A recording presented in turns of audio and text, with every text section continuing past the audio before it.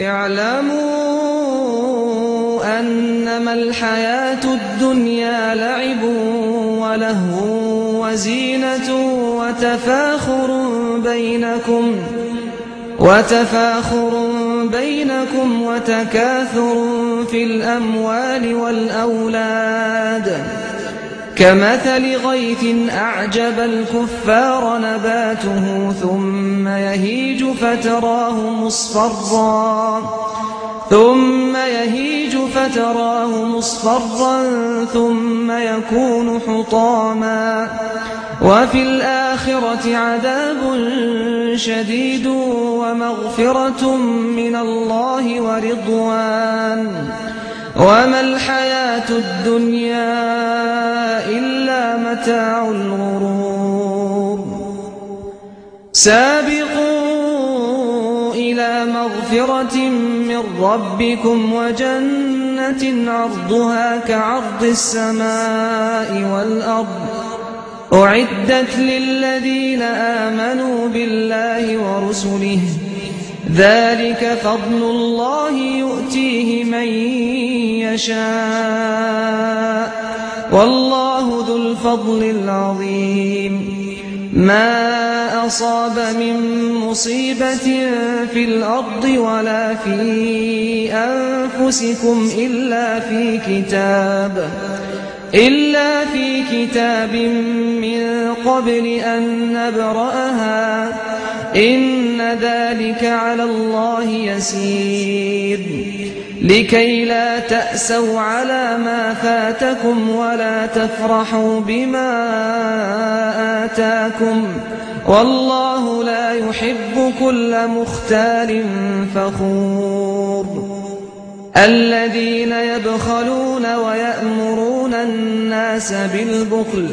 ومن يتول فإن الله هو الغني الحميد لقد أرسلنا رسلنا بالبينات وأنزلنا معهم الكتاب والميزان ليقوم الناس بالقسط وأنزلنا الحديد فيه بأس شديد ومنافع للناس وليعلم الله من ينصره ورسله بالغيب إن الله قوي عزيز ولقد أرسلنا نوحا وإبراهيم وجعلنا في ذريتهما النبوة والكتاب فمنهم مهتد وكثير منهم فاسقون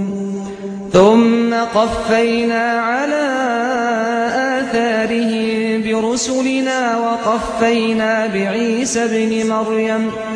وآتيناه الإنجيل وجعلنا في قلوب الذين اتبعوه رأفة ورحمة ورهبانية ابتدعوها ما كتبناها عليهم إلا ابتغاء رضوان الله فما رعوها حق رعايتها فآتينا الذين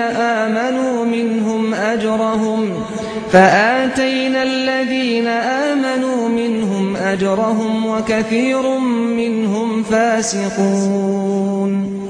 يا أيها الذين آمنوا اتقوا الله وآمنوا برسوله يؤتكم كفلين من رحمته ويجعل لكم نورا تمشون به ويغفر لكم والله غفور رحيم لئلا يعلم أهل الكتاب ألا يقدرون على شيء من فضل الله وأن الفضل بيد الله يؤتيه من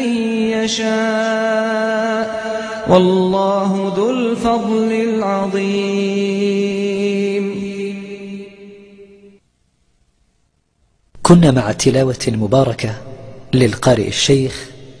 سعد الغامدي.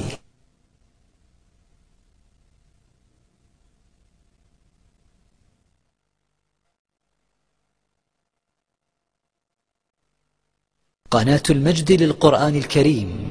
قرآن يتلى آناء الليل وأطراف النهار. التائبون العابدون الحامدون السائحون الراكعون الساجدون الآمرون بالمعروف والناهون عن المنكر والحافظون لحدود الله